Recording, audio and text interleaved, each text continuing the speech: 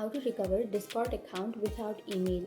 So if you want to recover Discord account without email, then you can simply open up your Discord application, your downloaded application, and then go for login. And here you will have this login page, right? So if you don't remember your email address, then you can enter your phone number and then you can enter your password. But if you don't remember your password, then you can tap on forgot your password, or use a password manager if you have used it.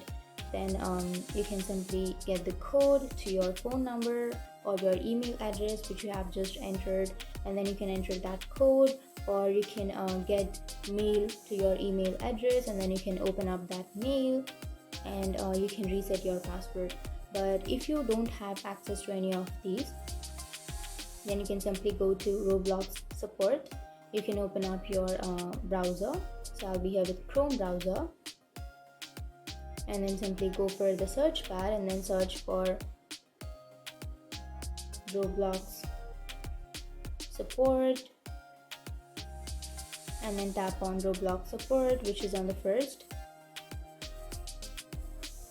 And then here you will have this information, right? You will have this kind of page. So you can simply enter your username and then your first name, which is optional, and then your email address, and you have to confirm your email address, and then the issue, what issue you are dealing with, and then the category.